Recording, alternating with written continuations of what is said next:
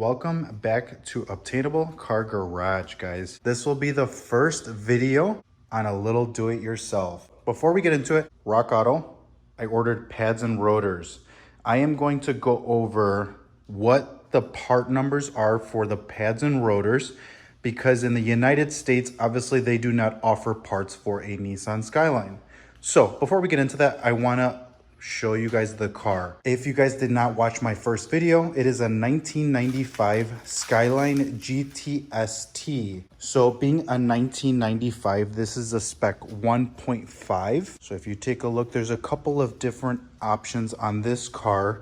And I'll show you guys a really quick build sheet. I'll put it on the video. So the GTR registry does a very good job of showing you how your car came spec'd.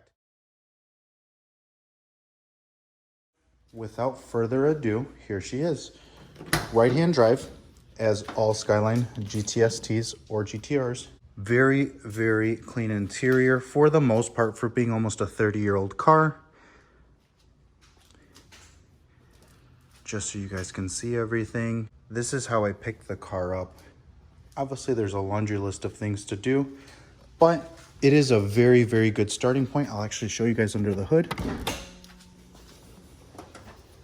Again, 77,000 miles. When I picked it up, the only things done to it are the notorious water pump, the timing components, the tensioner, and the valve cover gaskets. Take a look. My number one thing that I wanted to do was get a very close to bone stock platform. I wanted to have minimal rusting. So if you look at the strut towers, everything clean for the most part. There's a little bit that I want to take care of back there and on this side before it gets worse. Everything is very light surface rusting. I think it's more like oxidation more than anything. The paint, the clear, everything is, you know, just 30 years old pretty much. Now, if you take a look, some of these hoses look to have been replaced at some point or another.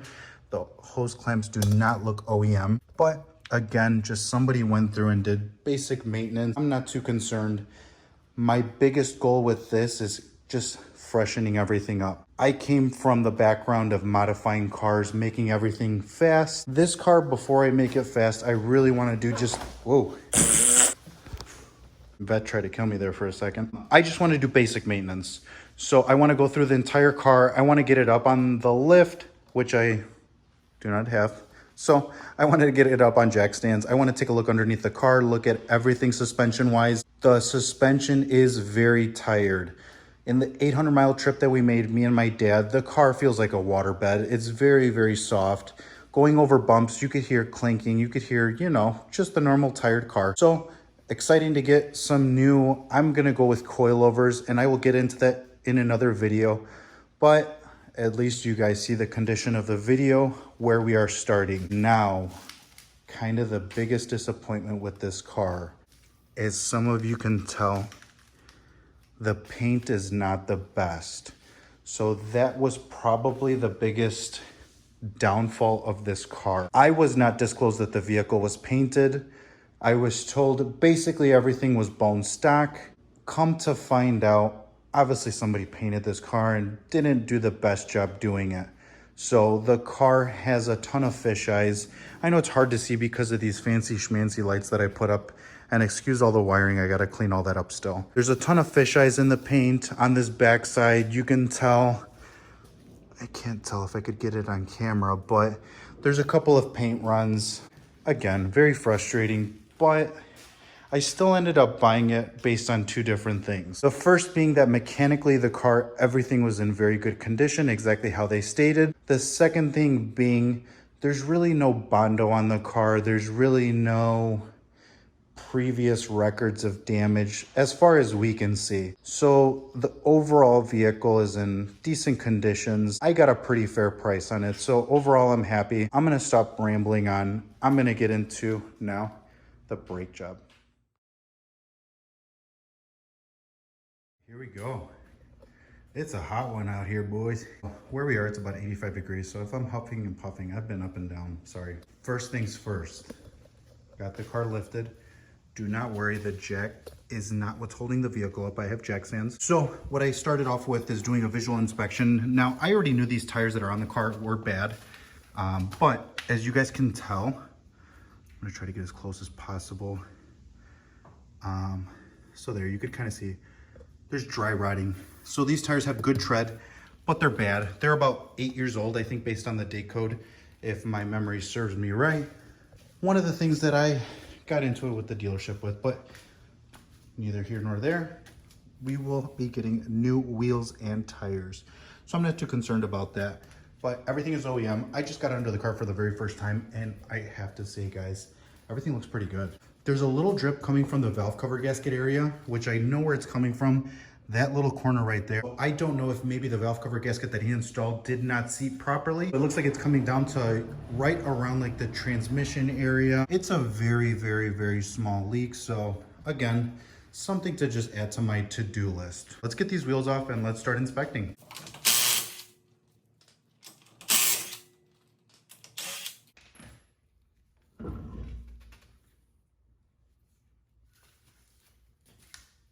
Pretty cool to see. Everything looks to be in fair condition. Obviously, as you can tell, everything is very dry rotted, OEM, but like I said, those will be getting replaced. Side mount intercoolers, piping, everything looks to be good condition. Rotors, obviously, as you guys can tell, they're very grooved, very worn out. Look at these. So again, R33s, they have the 4-piston calipers up front. Good looking calipers, look at that. Say Nissan on them. I think eventually I will get these powder coated, but for now, let's just get the maintenance out of the way. All right, so first things first, 2 14mm bolts, top and bottom side of caliper.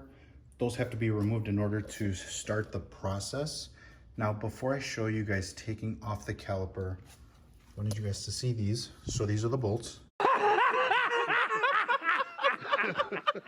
And it actually looks like, if you can tell, obviously there's a lot of like lube that's on them. That tells me that somebody's been in there at some point. And the pads themselves, they actually don't look that worn. So I'm thinking somebody just pad slapped this thing. If you guys don't know what that is, they basically just replaced the brake pads. They didn't do anything with the rotor. And the condition of the rotor is the issue. So you could throw a good set of pads on a bad rotor and it will not really do what you're thinking it will do. You'll still get that very rough pulsation if these rotors are out of round.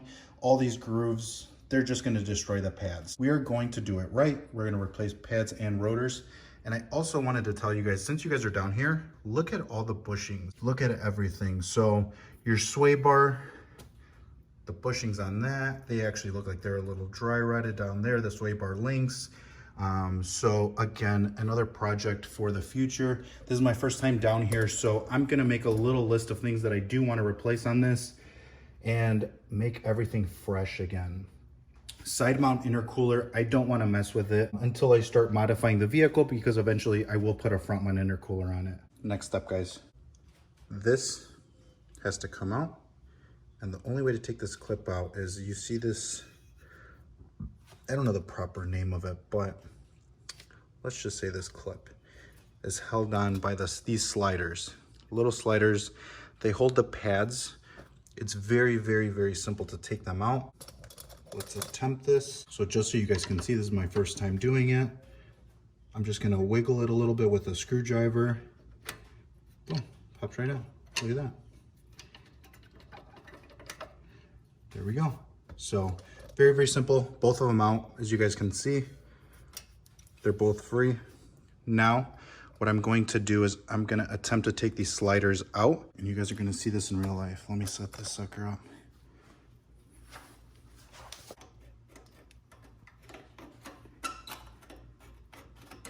All right, one.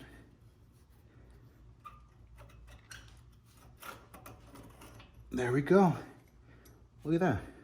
That's not too hard. But we'll clean these up and we'll lube them up really good prior to us putting them back in. But remember the orientation of this metal piece, just so you guys don't have issues in the future or when you're going back to install them. So the next thing that I'm going to do is, I don't have like a C-clamp, so I'm gonna be very, very careful and just compress these pistons back into the calipers in order to take these pads out. So I already started on one side, so just to see how hard or how difficult it was going to be, all I did was I grabbed a big flat head. Again, I'm going to be replacing the pads and the rotors, so I'm not too worried about damaging the rotor or damaging the pads.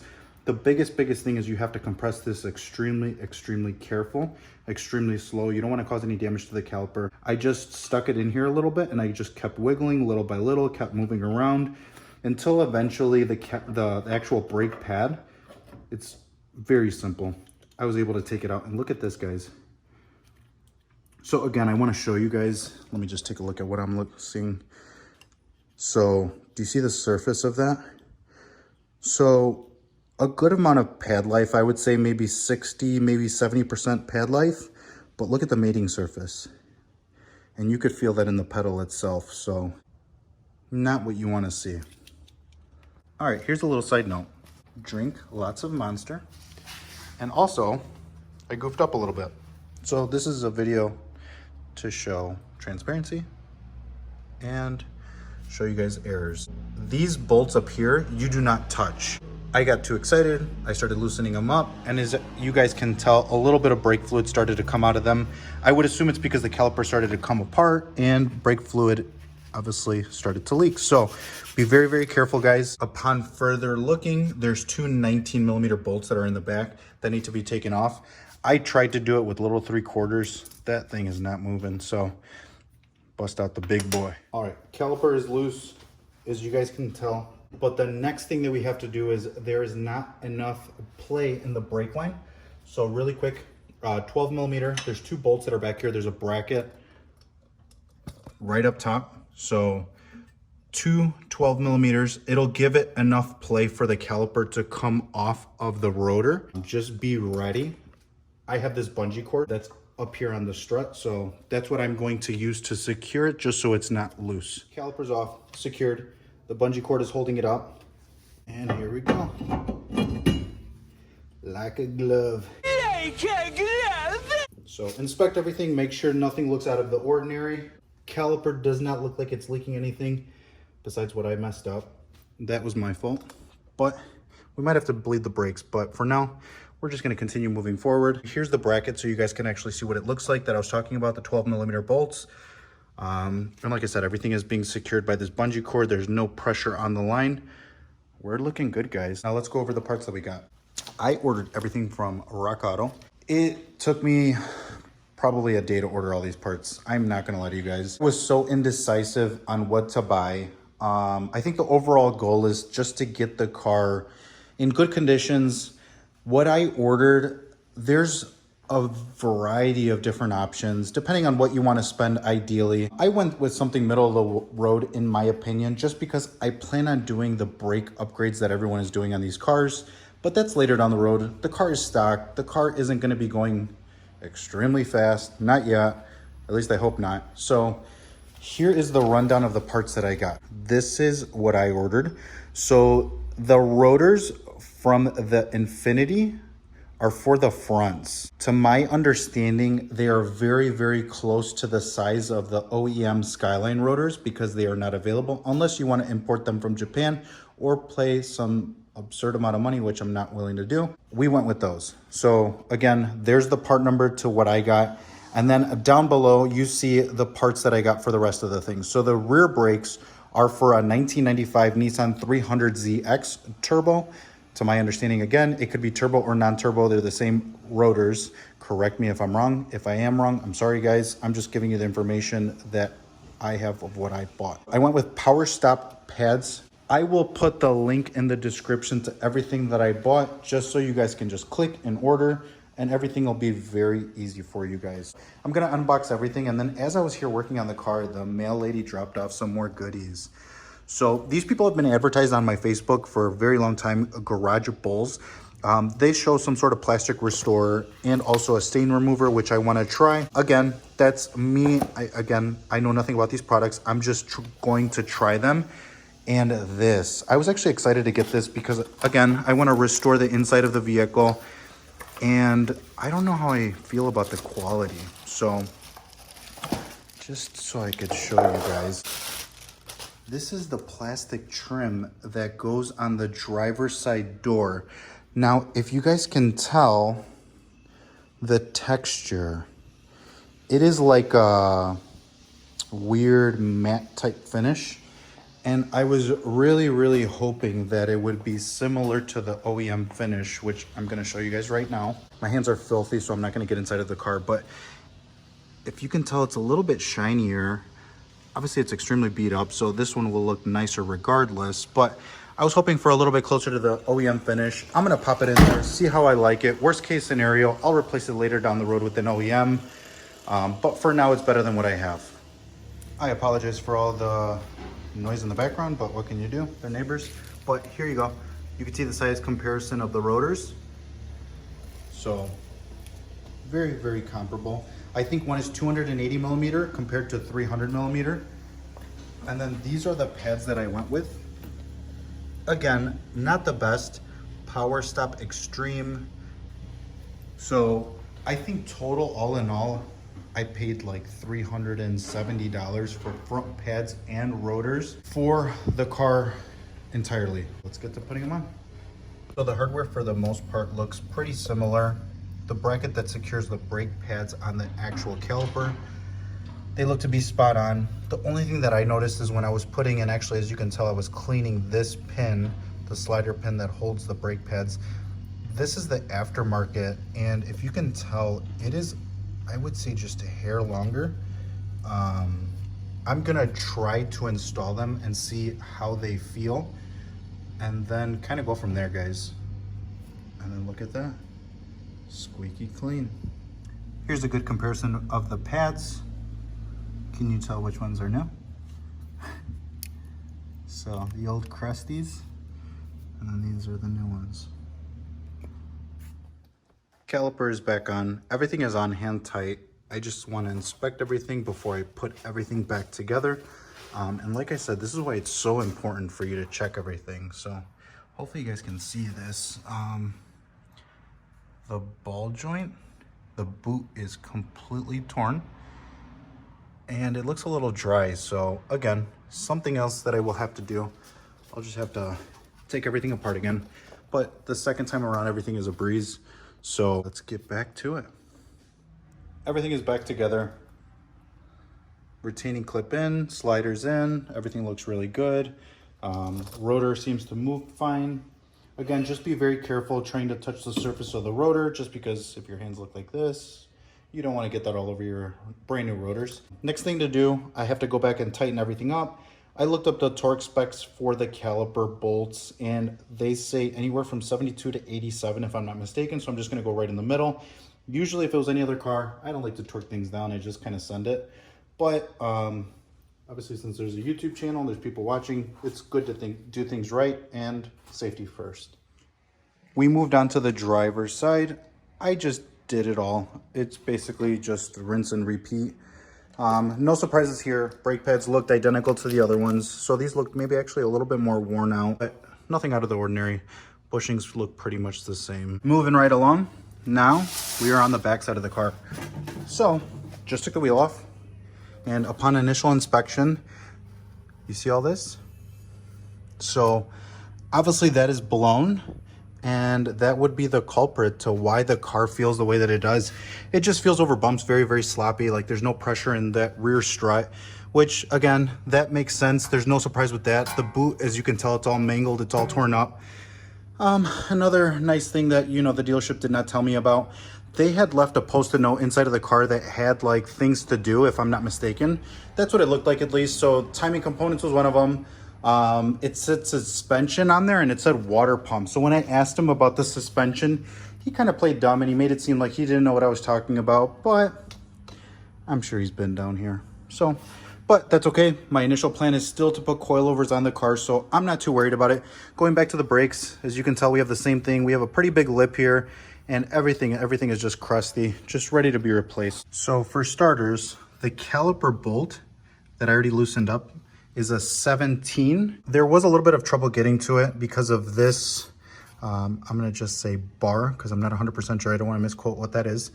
But, so what I ended up using was a swivel, a 17, and a little extension.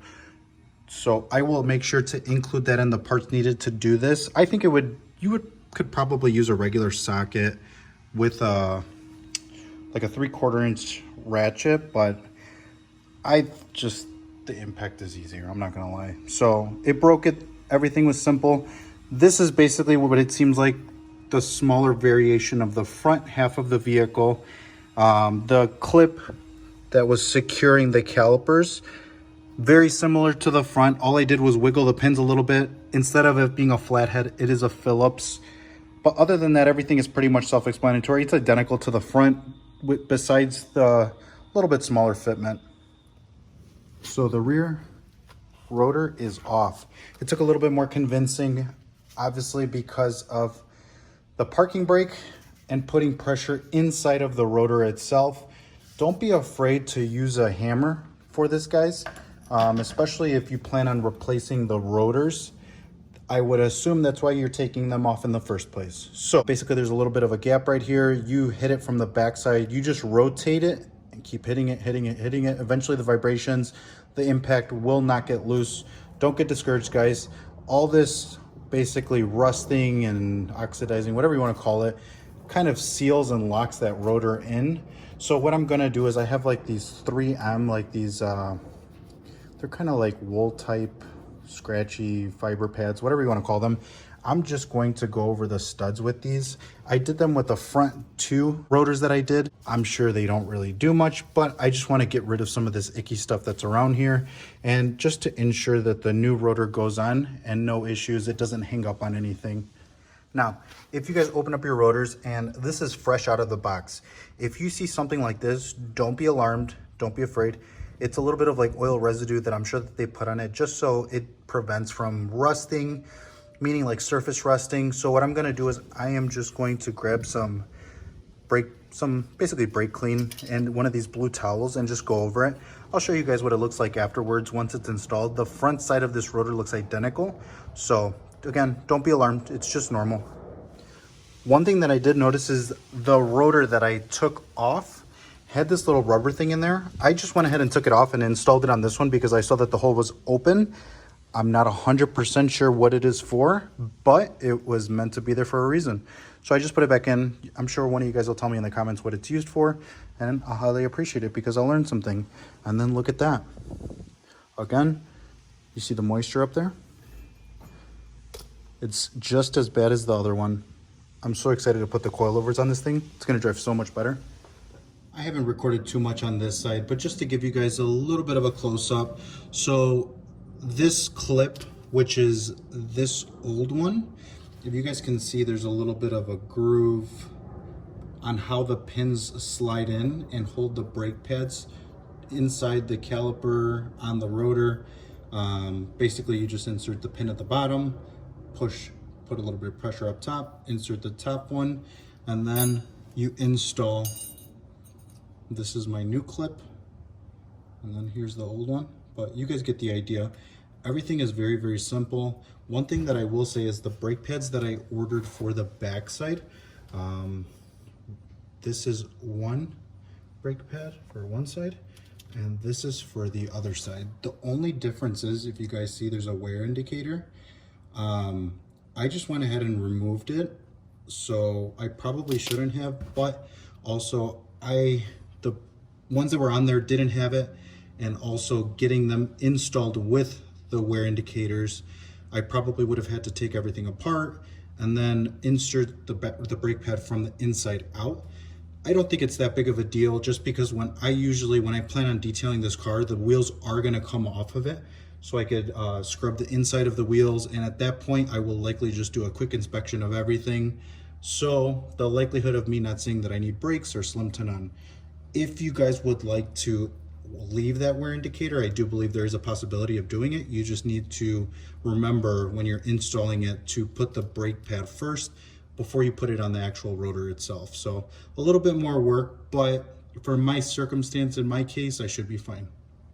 All right, guys, that is a wrap. So the last thing I forgot to tell you guys is the bolts in the back of these rear calipers. The torque specs are 38 to 52 foot-pounds. So I think I'm gonna do like 45 foot-pounds. Nothing too crazy. Everything came out awesome. This rear rotor was a pain in the It was extremely hard to take off. As you guys can tell, I made a mess, pounding on it with a hammer, but again, nothing with a little bit of time and patience. Overall, guys, the job, I would probably say on a scale 1 to 10, it is most likely like a 5 or a 6. It is not hard. It is just a little time consuming. So if you guys want to attempt to do it, I would set apart at least 4 to 5 hours of your day. Not because, again, because it's not difficult. It's just time consuming. Getting the car lifted up, making sure it's secure, taking the wheels off, torquing the wheels down, doing everything properly. So I would highly recommend you guys do it. Do not take it to a shop, guys. Obviously, take it to a shop if you don't feel mechanically inclined, but simple hand tools is what got the job done.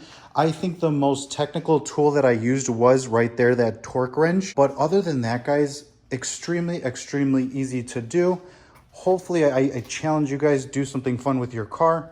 Other than that, I'm extremely tired. I am hungry. We are gonna have our typical Friday night sushi. Look forward to more projects with you guys with this R33. Any questions you guys have, feel free to ask. And as always, we will see you guys later.